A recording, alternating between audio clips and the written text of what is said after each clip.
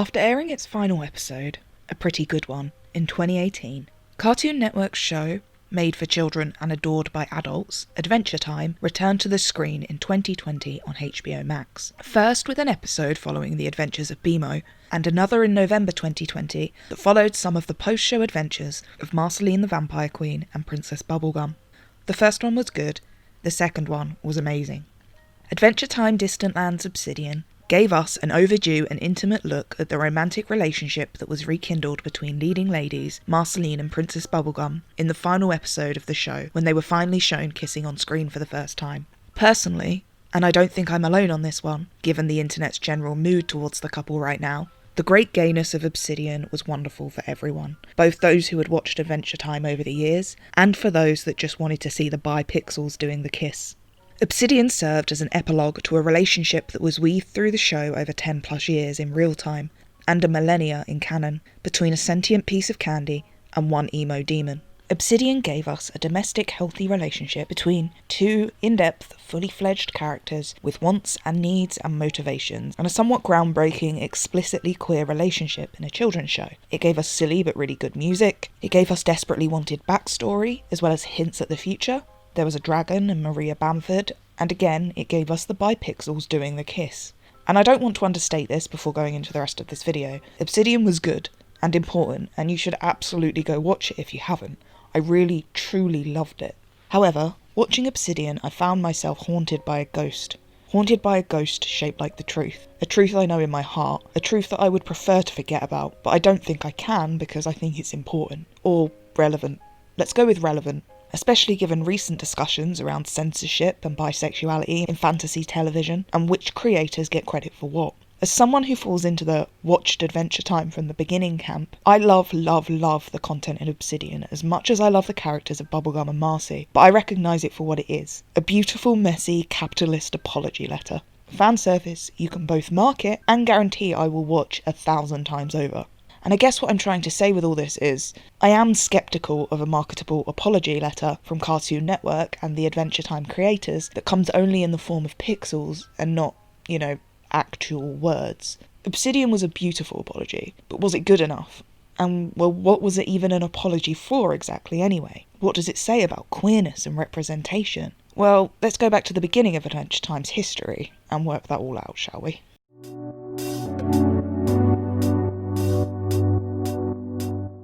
Adventure Time, created by Pendleton Ward, a children's cartoon set in a nuclear apocalypse D&D landscape, began airing in 2010 on Cartoon Network, inspired by an animated short that had done the rounds online by the same name and the same creator. Adventure Time was a pretty instant success, for children and adults alike, as it focused on the adventures of Finn the human, a 12-year-old boy, and Jake the dog, as they navigated the magical world of Ooh with a cast of wild and wacky characters. It also had genuine heart, hilarity, and a very close-to-the-edge writing style that appealed to a lot of people. The world of Ooh would later be revealed to have risen out of the remnants of a post-apocalyptic Earth that was destroyed by nuclear fallout, aptly named the Mushroom Wars. And yet, this is truly the briefest summary of what is actually quite a hefty show lore-wise. Amongst the cast of characters that join Finn and Jake, the show offers up two female leads early on. Princess Bubblegum, an ambiguously aged ruler of the Candy Kingdom, and Marceline the Vampire Queen, a demon musician with daddy issues. And yes, for a moment, both of these hundreds-of-year-old women were considered potential love interests for the child lead of this child's show. Briefly, Adventure Time is far from perfect. In the first season of the show, we meet the characters of Marceline and Princess Bubblegum separately, seeing them forging relationships and having adventures with Finn and Jake. In the second season, our female leads meet on screen for the first time, and well, it turns out they've met before. And so begins our story, really. At a place where this children's story about a paladin with a cougar kink begins to take a turn. So in episode 20 of season 2, we see Finn decide he wants to ask Princess Bubblegum out on a date, and he decides to use Marceline to make PB jealous, because that's how Jake tells him women work. Marceline agrees, implications saying that Marceline and Princess Bubblegum already know each other at this point, being that Marcy doesn't ask who or what a Princess Bubblegum is. So PB and Marcy have their first on-screen interaction, and it goes like this. Finn? Hey, Marceline. Hello, Bonnabelle. Yeah. So, what's so funny, Finn? And yeah, That definitely indicates some history, which makes sense given that Finn is a child hanging around with people that are a hell of a lot older than him. This show is from his perspective, especially near the beginning, and he simply isn't aware of these previous interactions. So Marcy and PB interact, Marcy tries to help Finn get a date with Bubblegum, but actually sabotages him at every turn, whether she even realises it, whilst making it very clear to any willfully seeing eye that she is not a straight vampire. Are any vampires straight? Anyway, Finn never gets his date, but he does make friends with Marceline.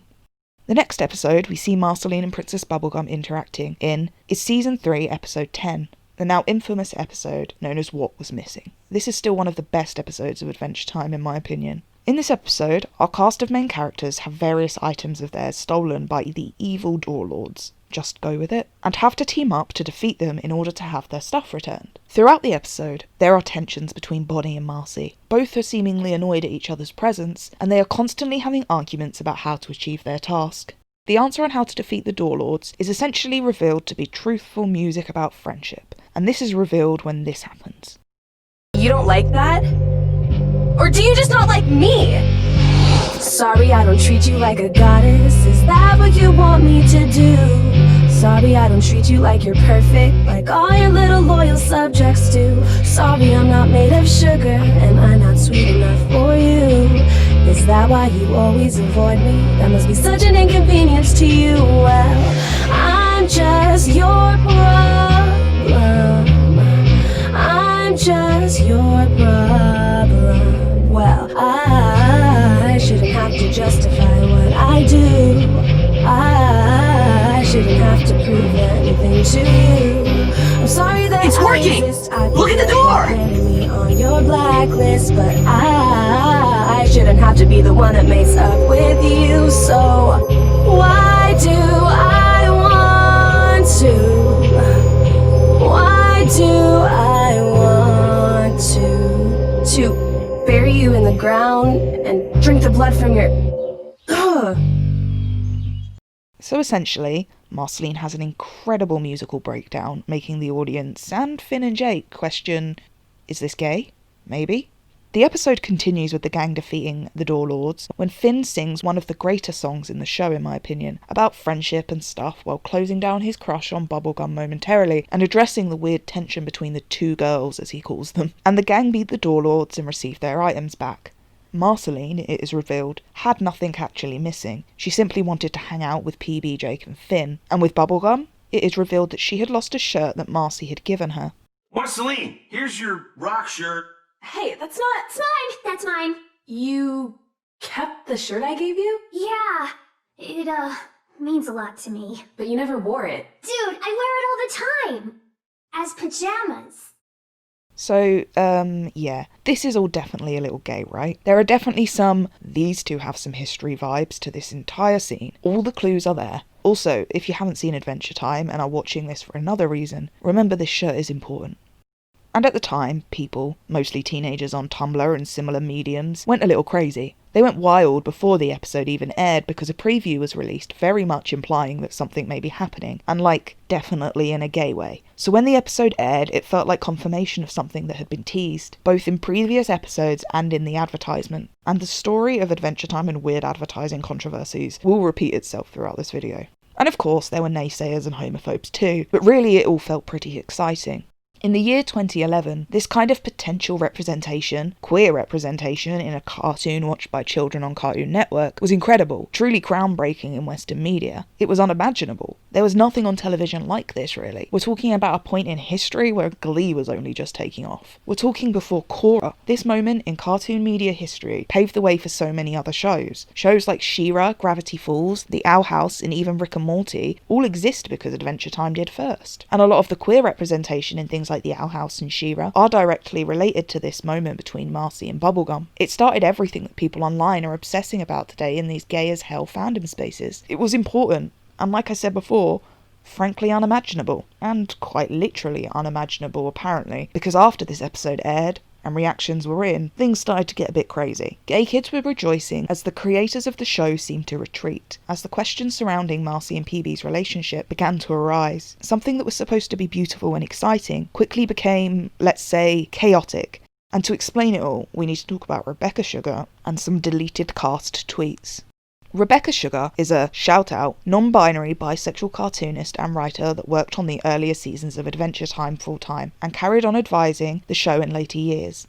Most people watching this, however, will probably recognise Sugar as the creator of another Cartoon Network show, one arguably queerer than Adventure Time on some levels, Steven Universe. Rebecca is also the person credited with the expansion or creation of Marceline and Bubblegum's relationship. Sugar wrote this song, for example. Now, stories are a little conflicting. Some cast and crew members say that Marceline and Bubblegum's relationship was created by Sugar when Sugar pitched it. Others have said that the relationship was first conceived by show creator Pendleton Ward when he told Marceline's voice actress, Olivia Olson, to play Marcy in the first episode here as if she was PB's ex. These were some dark queerbaiting times, although no disdain towards any of the cast on this one. This is on the writers. Rebecca Sugar in another interview mentions how they pitched the idea of bisexual Marceline to the writers and the whole concept of PB and Marcy's relationship in What Was Missing. These have always been conflicting reports on the creation of this relationship, but what I think is probably the case, piecing together like 6 separate accounts from 6 separate people, is this. Ward tells Olsen to play Marcy as PB's ex because, I don't know, he thinks it's funny. And so we get this first episode where they meet on screen. When Sugar gets a chance to be more involved with the writing on the show, being a bisexual person, Sugar and fellow writer Adam Muto essentially give us what was missing, and the ship, known as Sugarless Gum at the time, would be born. From a lot of these interviews, all linked below, a lot of the vibe from the show creators and writers seem to be, the odd episode of gay won't get us into trouble. And to be honest, Adventure Time is pretty thematically queer even outside of Marcy and PB, and Sugar seems to be of the thought that the odd gay episode is worth fighting for.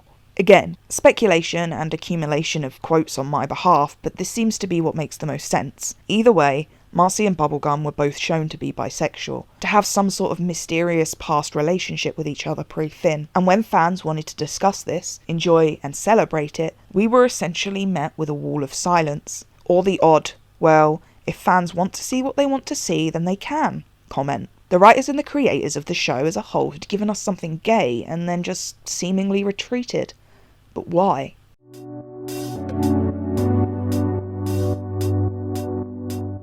Before we go there, let's talk about definitions quickly. What is censorship and what do I mean when I say it? Censorship is the suppression of, say, a piece of text, literature, or communication in the attempt to hinder its expression. It is essentially the muting or removal of an idea because it may be controversial for any given reason.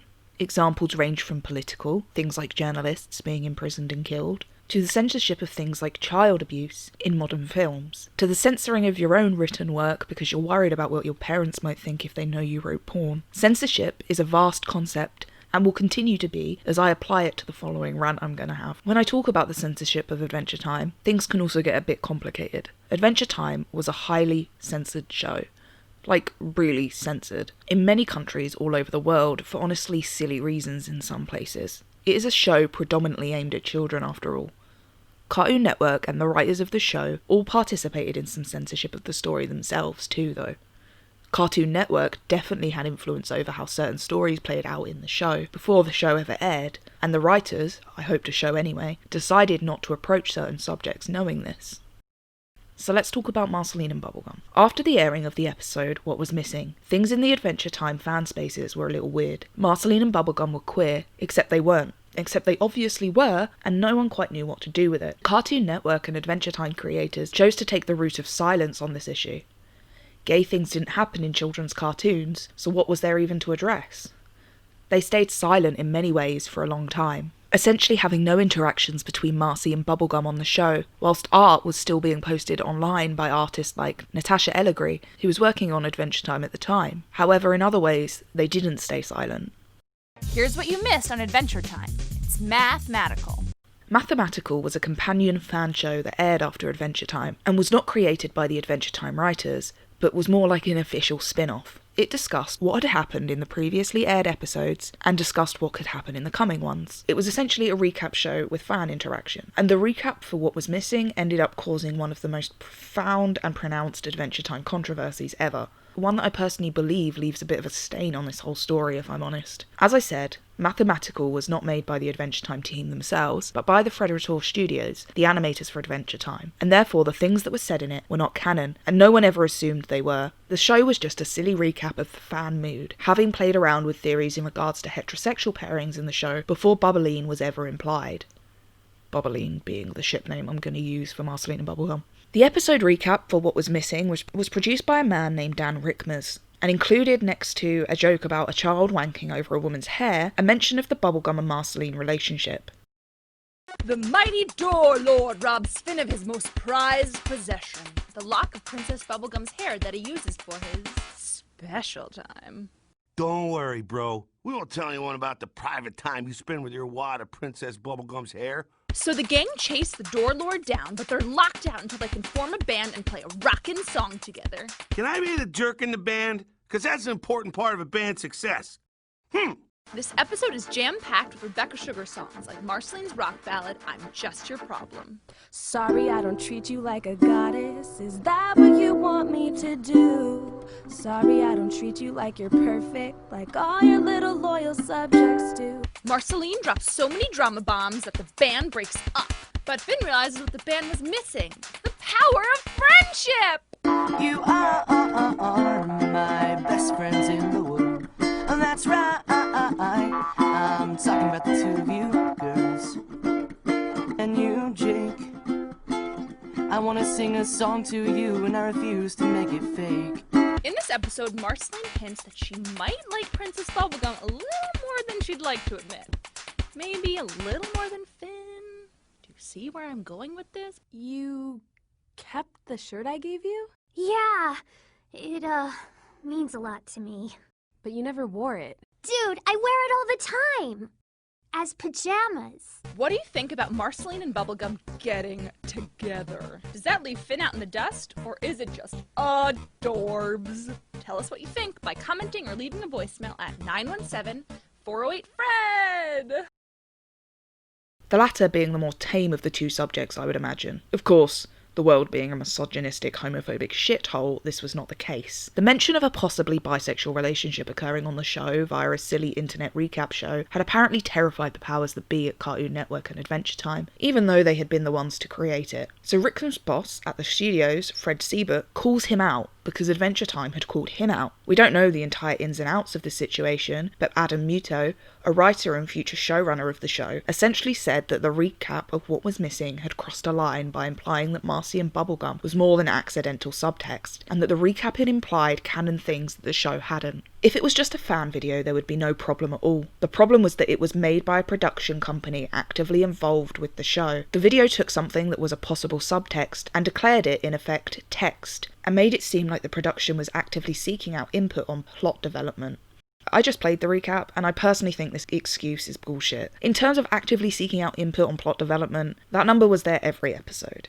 Apparently a wanking joke about a little boy is appropriate, but a mention of gay content that the writers themselves created isn't. Do you think Finn and Princess Bubblegum should date? Leave us a comment or a voicemail at 917-408-FRED. Do you think Finn and Princess Bubblegum should date? Yes! I totally think that they should date. Of course they should date. They're perfect together. And so Fred Studios panicked, pulled Mathematical in its entirety, and fired Dan Rickmers, the only person in this situation who has a backbone. Rickmers stood his ground pretty well, even if he didn't have an opportunity to fight his case appropriately, or any real defence from anyone else working on Adventure Time. He posted an apology for the situation, but stated that he was just making a fan recap, and that he meant no harm. He also refused to be apologetic for discussing LGBT content. But yeah, he was fired anyway, the recap show was gone, and so began the Great Bubblegum Drought. Now for roughly 2.5 years, there was little to no Bubblegum content within the show itself.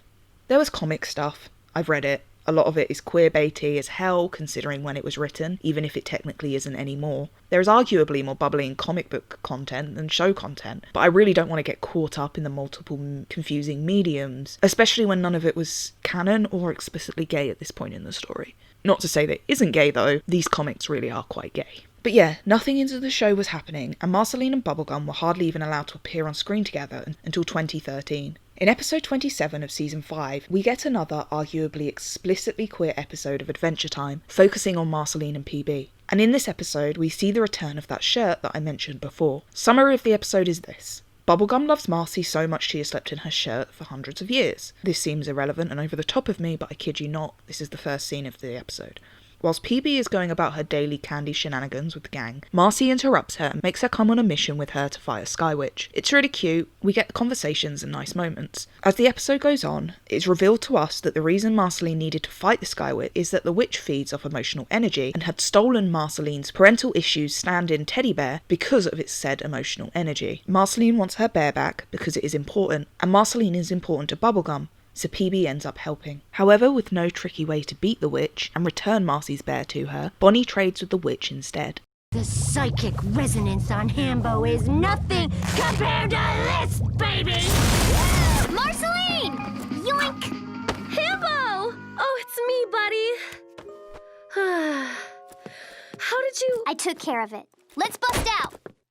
Offence, there is no heterosexual way to read any of this, which was encouraging at the time. I had personally not been keeping up with Adventure Time religiously because of this whole previously icky homophobic debacle, but this episode gave us hope for a moment, and then nothing came of it. And Rebecca Sugar would leave Adventure Time full-time to work on Steven Universe, and another year goes by. Another season of Adventure Time passes, and Marcy and PB are barely seen on screen together again. Being part of the zeitgeist now, at a book signing in 2014, a fan raised the question of Marceline and Bubblegum with Olivia Olsen, Marceline's voice actress. They asked whether or not they would have a chance at an in-show relationship, and this is what Olivia said.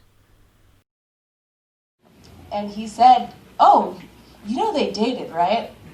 Yes. And I said, "That's what I figured from all the creepy fan art."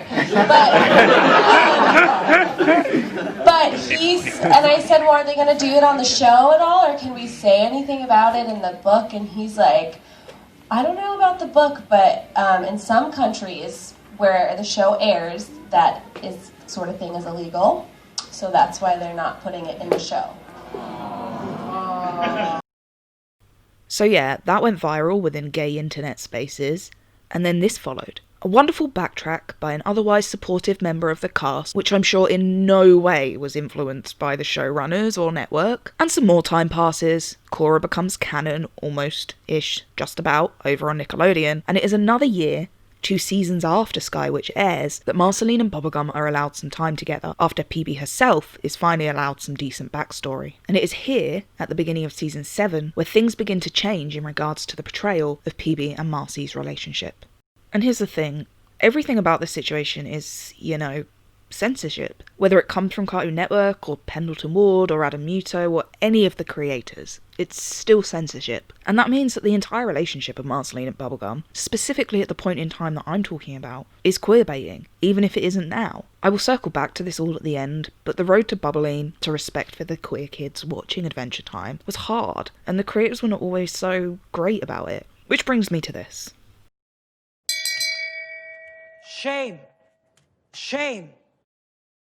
Okay, so some of the writers on Adventure Time have been kind of weird or crappy or both in regard to Marceline and Bubblegum's relationship. They're not Putin, but they're not great. Pendleton Ward, the original creator of the show, chose to remain silent on the issue entirely, stating after what was missing that people had such opposing opinions on the matter that he just wouldn't be getting involved. Adam Muto was definitely involved in the Rickmas situation. He publicly called him out, and rudely, to the point where after being fired, Rickmas name-dropped Muto, apologising for offending him. He acted as if it was completely outside of canon to insinuate that there was any subtext in what was missing, even though this is definitely gay, and he wrote it that way. Rebecca Sugar and Muto storyboarded this episode together. She wrote Finn's song about their friendship.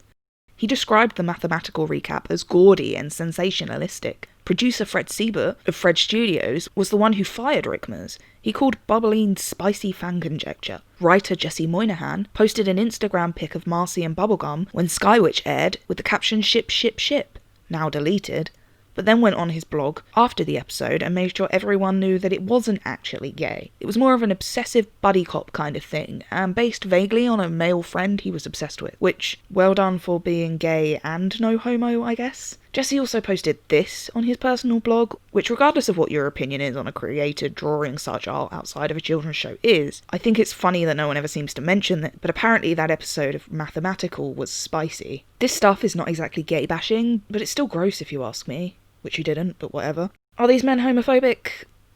You decide. I don't really think they are. They're not that malicious. They're mostly cowards. None of them have ever said anything like a sorry. All of them still make money from Adventure Time, specifically Bubblegum, and not a single one of them can come up with a reason as to why they were happy to queerbait people for years, only to rinse them along the way. Penn making the excuse, but it's illegal in some places, is literally the laziest artistic excuse I've ever heard for self-censorship. Like, yeah, it is illegal in some places, but not where you are, which is exactly why you need to do the work. Also, there is no proof that Cartoon Network had anything to do with Bubblegum's relationship being muted and baited. Not to say the network didn't, it definitely did, let's be real. But these guys have openly done kind of crappy things. They've said kind of crappy things too. Like, I'm thankful for the show, Penn, but this wasn't exactly an allyship, and it doesn't really feel like one now. I discussed this briefly on my blog, and as someone said over there, it's just something to make peace with now that we have Obsidian. A bunch of straight guys who were just fumbling around in the dark half a decade or so ago, but it all still sucks. The Adam Muto of it all is sad to me too. Like, he is Rebecca Sugar's friend and ally. He helped create some of the most beautiful Marcy and PB content in the show, but he doesn't seem to want to stand up for it. I guess this is personal, because as a writer I'm pretty stubborn, and I would honestly rather remain unpublished than have to straightwash my work. But like, I am queer. Like Sugar. This is my real lived existence. And maybe that's the difference. I don't know. Man-shaming over. Crying to begin. Let's move on.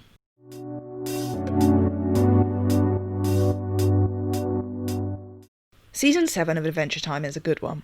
One of the better ones, and it is a turning point in the story in regards to Marcy and Bonnie's relationship, and their characters generally. As I said, I had not been religiously keeping up with the show at this point in time because of, everything I mentioned above not making me feel great, but kept up as well as I could and wanted to. And around this point was where I began to really come back into Adventure Time, to start giving a shit again. I never got into this show for queer content. I was enjoying it with my younger siblings before PB and Marcy ever interacted, but the whole situation had still left a bad taste in my mouth. Season 7 felt different. The characters of Marceline and Princess Bubblegum, especially the latter, finally came into their own and had their own maturing arc. Season 7 starts its first episode with a newly ousted from her royal position, Bubblegum, revisiting her past, her unknown history, and revealing the existence of her brother. We get to see growth and reflection and consequences and character from PB in a way Adventure Time had lacked before this, in my opinion. The second episode of the season follows up a similar thread as the first, Bubblegum's journey of self-reflection, except it centres more openly on her relationship with Marceline this time. We see that embarrassed over her dethroning and still repressing things from the past, that PB hasn't told Marceline that she has been living banished from her land in a cabin. Marceline finds out, calls PB out on this, and realises that Bubblegum doesn't need a lecture, that she needs a friend,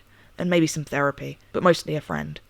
So Marcy and Bonnie have an adventure, talk rather openly about their undefined at this point past relationship, and then they fight a monster metaphor for Bonnie's trauma. And this episode is a big gay one for them. One of the best episodes of the show, hands down. I mean, Bonnie has a shotgun for one. It's great. And the episode wraps up with Marceline and Bonnie having discussed all the things implied before, that they fell out somehow, that Bubblegum threw herself into her work, and that they are both sorry for kind of being dicks at points. As easy as it would be to see this episode as another Sky Witch, another crumb thrown in our direction, it ends up instead being the beginning of a slow, steady race to acknowledgement, although it wasn't easy, or even necessarily well done. Varmints is the first episode in which the writers seem to slow down their fear of having Bubblegum and Marcy interact without panicking on the internet afterwards. I mean, Rebecca Sugar and Pendleton Ward had basically left the show at this point, and Sugar had been putting in a lot of work in regards to feeding Cartoon Network LGBT rep via Steven Universe, a show that was in the middle of its run when Varmints aired. I think the fact that Sugar hadn't been lynched over Steven Universe being queer probably made writers like Muto, who was showrunner at this point, feel more comfortable going there with Adventure Time. I don't think they were necessarily against the gay, I just don't think they wanted to put in the effort and deal with the noise that it would cause afterwards. And I think how the writers of Adventure Time chose to portray Marcy and Bonnie's relationship in the last stretch of the series is a testament to this, where the show goes beyond subtext and definitely becomes explicitly queerbaiting. No one could argue it for quite a while.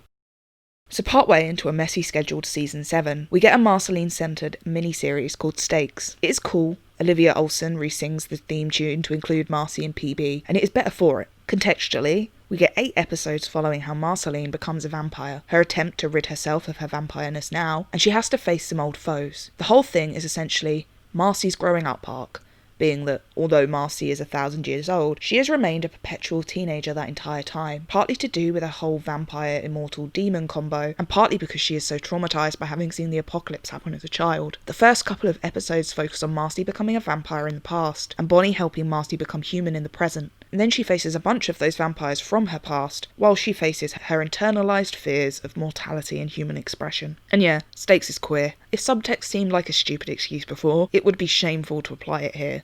Marceline and Bubblegum are overtly gay in these episodes, even if the show never actually says the words Marceline and Bubblegum are gay now. Bubblegum also gets a nice arc in these episodes too, focusing on her hubris and how she is beginning to realise she cares more about her friends, specifically Marcy, more than the endless pursuit of scientific knowledge and power.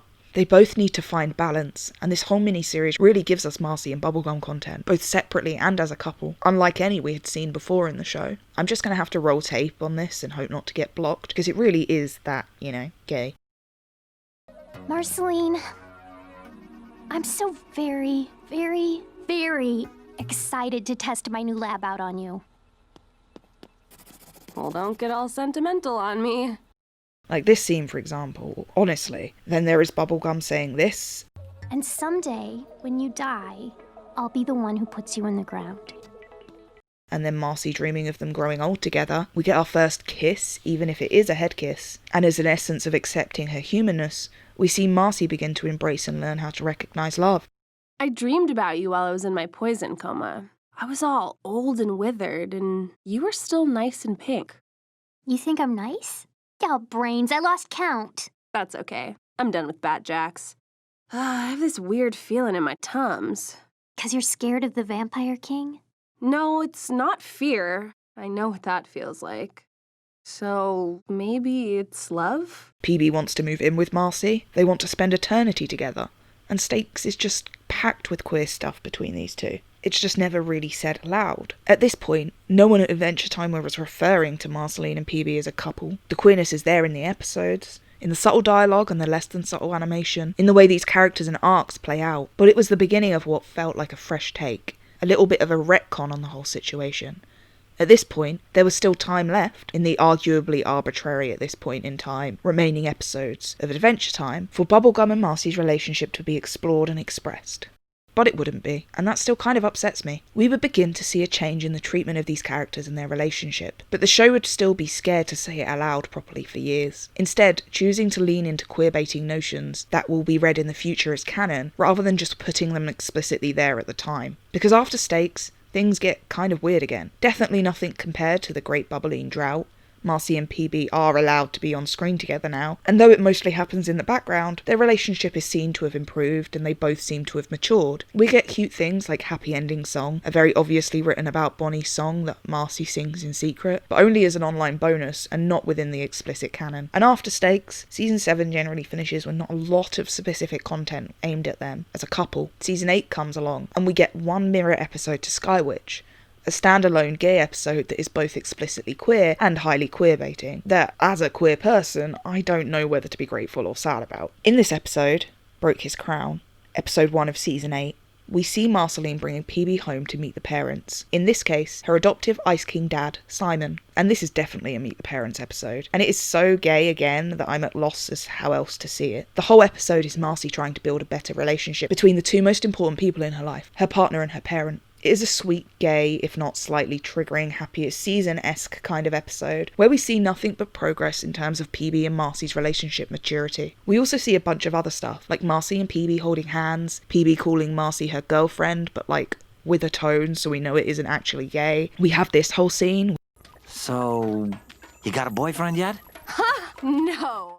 Which, Jesus, is that not the gayest motif ever? And so, yeah, this episode happens, but not a lot else in Season 8. And between Stakes and the end of the show, we just kind of get the odd moment. A lot of Princess Bubblegum and Marceline's connection in the show is shown through physical storyboard representation, and remember this point for later, or Marcy's ballads, rather than actual dialogue outside of this one episode at the beginning of Season 8. For example, we get a whole mini-series in Season 9 that Princess Bubblegum ends up being one of the accidental antagonists for, turning everyone in Ooh into candy creatures, leaving Finn and Jake to save her and everyone from her. And Marceline is framed for 8 episodes as just being PB's right-hand woman, staying by her side throughout it all as Marshmallowy, the campfire queen. Or this Bimo and Marcy episode, where Marcy retells a story that is obviously about her and Peebs. It's not subtle, but it's still not quite blatant enough to be considered real representation. So season 10, the final season of Adventure Time, comes along. Wait, that's a pun. And considering that this season ends with Marceline and Bubblegum kissing on screen and actually explicitly being portrayed as a couple, they otherwise do not get a huge amount of content together in the season. Granted, it's shorter, but still. We get a lot of Bubblegum backstory. We get the two of them acting like a couple at Finn's birthday, featuring a protective vampire girlfriend and lots of hand-holding. And then we get what I would consider our final queerbaiting experience in the show, only a few episodes before they make PB and Marceline officially canon properly this time. In this episode, Marcy and Hunson, we see the return of Marceline's neglectful and comically useless demon dad as he causes shenanigans in Marcy's life, as he tries to rekindle a relationship with a daughter that has had enough of his shit. Well,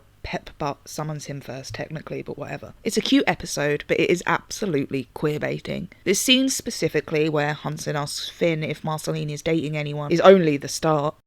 So, what's my little monster up to these days? Is she still all goody-goody? Still half vampire? Started dating anyone? Yes, but no, then yes again, and maybe? Then there is Marceline wearing PB's sweater, seen in Stakes. Then there is dinner with Dad round number 2, different dinner, different dad. Oh, and then there is this whole song, a queer song written by a queer woman about wanting to dance with another woman, with Marceline on vocals and PB's voice actress on backup. I wanna slow dance with you. I just wanna slow dance with you. Why don't you take the chance? I've got the moves I'd like to prove. I wanna slow dance with you. It's all nice because it's gay, but it's awful because no one at the show wanted to say it. No one with any power actually did at this point, until a storyboard artist in the final episode took a stand. The final episode was conceptualised by Muto and Co., according to the internet, and then sent to storyboardist Hannah K. Nystrom, who had been working on the show since season 7. The script, according to interviews Muto did, never actually said that Marceline and Bubblegum should kiss. It said that they share a moment, which, as much as I hate that it means final moments canonisation for another queer animated couple, is still a total cop-out, I'm sorry. And clearly I'm not the only one to think that, because Hannah apparently drew a kiss into the storyboards and sent it back to Muto with the phrase, "Come on," written in the margins. There was some conversation about logistics, but it was really up to Hannah, the storyboard artist who got that scene, to decide her take on what it was going to be. It actually wasn't in the outline when it was submitted. It didn't say that they kiss. It just said, they have a moment. When Hannah boarded that, there was a little note in the margin that just said, "Come on," with a big exclamation point. That was the only note. I can't argue with that.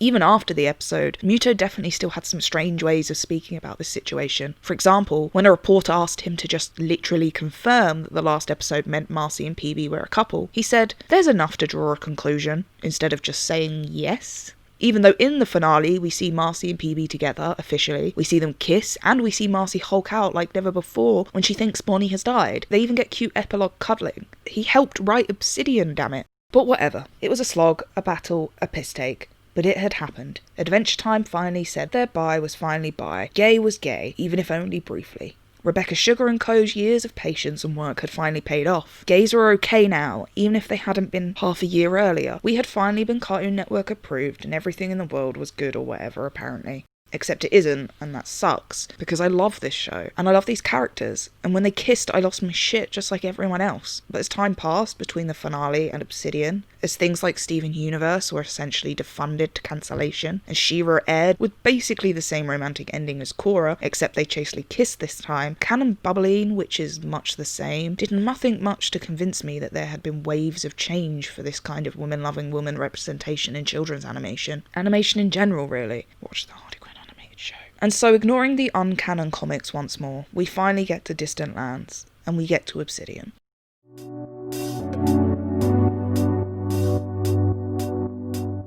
Now I know I've probably seemed like a little bit of a moany, miserable and ungrateful bitch at some points in this video, and whatever. I love Adventure Time, And I love this portrayal of two characters in love, and I love that they are both women, and I don't want that to get lost in all of this ranting. This entire video is honestly made out of one old fan's strange love for an even stranger show that meant a lot to me at a point in my life when I was young and I needed queer content to be able to share with my family. It's just something I'm trying to wrap my own head around, I guess. And I don't want to shit all over the writers either. I don't dislike them, I'm just annoyed and perplexed, especially in regards to people like Adam Muto, who has honestly been one of the most confusing players in this entire story. And as I said at the beginning of this video, I love Obsidian, like an indescribable amount. There was so much in it, and it was expressive and open in its portrayal of Bubblegum and Marceline's relationship. The music was good, the dragon metaphor was good, the shirt stuff was too much. We got girlfriend and I love you and kisses and Marceline's long-awaited slow dance. Bubblegum was portrayed more consistently than ever before, and I love that we finally saw what happened to Marcy's mum. Also, this was super fucked up.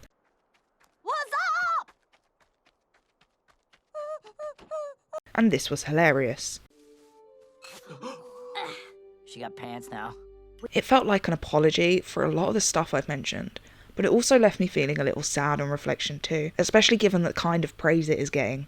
The type of praise that seems to be like, well done Cartoon Network for doing gays, not well done Cartoon Network for finally doing gays now that they aren't technically on a children's television network, but on a streaming site instead. And you know, Obsidian did air the same week as Supernatural ended, so I can obviously see why this is the mood in a lot of parts of the internet. Because Obsidian was good, but it could have been better if it didn't feel like a hidden queer epilogue in some ways, and if the relationship between these two characters had been allowed to play out better in the original show. I love you, okay? At least they'll find their skeletons entwined forever. I don't have a skeleton, but that's pretty romantic. Honestly, have we improved enough since Rowling decided to name Dumbledore gay after the fact? I know things are better, but are they better enough? Especially considering how many of the people behind Obsidian, the writers and creators that didn't want to originally do the work, HBO and Cartoon Network, I'm not really sure who to blame at this point, are kind of milking this Obsidian thing for shit. I mean, we waited years for the kind of content we have been flooded with in the space of weeks. Cartoon Network is as if censorship never occurred. But like, it definitely did. They are promoting Bonnie and Marcy moments from Adventure Time's original run that fans said were evidently queer at the time, but were ignored/denied by the higher-ups. They're taking these clips and confirming them as queer in YouTube compilations years after the fact. There is a Cartoon Network-made Ultimate Bubblegum playlist on every streaming service, just full of Obsidian tracks and Marcy's less than subtle love songs. The ones we always said were gay, but were told we might be looking too much into. And everyone involved in this is essentially now making money off of the queer kids they refused to accept a decade ago. And that doesn't exactly leave me feeling very pleasant, even though all these wonderful moments in Obsidian do. Trying to detach my opinions from the love of this show is hard. I don't want to bitch about something that's been incredibly important to me over the years, and I don't want to alter anyone's love for Obsidian, not even my own. Like, we all know queer people love cartoons, especially queer cartoons, and not to be a Freudian bitch, but it often has a lot to do with queer adults being perpetual Peter Pans, because trauma. Queer adults often look for queer representation in children's content in order to soothe that inner child who never actually saw that kind of representation when they were actually small. And whilst we are definitely in a better place with animation, everything feels so slow moving. I mean, we are allowed to kiss now, but we're still only allowed last minute get-togethers with a non-gay script counterpart and a lot of canonised after the fact queerness. I mean, at the end of the day, like I said, is the She-Ra ending really that different from the Korra one? Of course there are contextual differences, and this is not a critique of either of those shows on a personal level, but truly in terms of representation, have we achieved enough in half a decade or more? Are butchered arcs and one-off kisses and unspoken sexualities all we can expect? Do we not deserve a beginning like Obsidian and not only an ending? Do queer kids not deserve that? Especially when so many big cat straight men are making money off these things, creating these things knowing that they will impact children for years. I don't think queer people should have to settle or accept to being the epilogue in straight people's journeys, especially queer children, who this type of content can truly be life or death for sometimes. As a solitary installment of Adventure Time, Obsidian might be the perfect episode. And much like other Marcy and Bonnie episodes, without context, it is truly something beautiful. Everything the creators did here was good, and I don't want to play down the importance of this specific episode. It means a lot to so many people, and I know this story, this relationship between a sentient goddess made of gum and a demon vampire with daddy issues, will continue to influence and inspire audiences for years to come. However, the fight against censorship, cowardice and constraints, the slow role the writers chose to take with these characters, will always also remain part of the story too. And I'm not trying to sound poncy. It is the year 2020, and the other day, whilst hanging out with a heterosexual friend, I had to explain the nuances of Korra and Asami's relationship and censorship, because they had seen online that apparently they were canonly dating. But they had watched all of Korra, and it had never happened in the show according to them. They just didn't get it. Implicit biases don't just exist in audience members, but in writers too. Again, not a comment on Korra or a comparison to Adventure Time, but rather to point out that being explicit is as important sometimes as the whole Adamuto vibe of, well, gay is normal, so I don't need to announce it or confirm anything approach to the whole situation. And as a queer existing in a capitalist era where representation is only provided in media based on marketability, sometimes I just want a creator to say, we could have had your back there better, guys. We're sorry. With their words and their mouths and their money, rather than simply through pixels, even if Obsidian is arguably some of the best queer animation in Western media in the history of the entire world. I appreciate the apology, I accept the apology, I adore the apology with my whole fucking heart, and I still, at some level, wish we had never actually needed it. I don't know, how about you guys? Am I thinking too much about this? Should I just be happy for what we got? I am happy for what we got. I don't know, this is all very confusing. I've been Mage, this has been Black and White Thinking. Thanks for listening.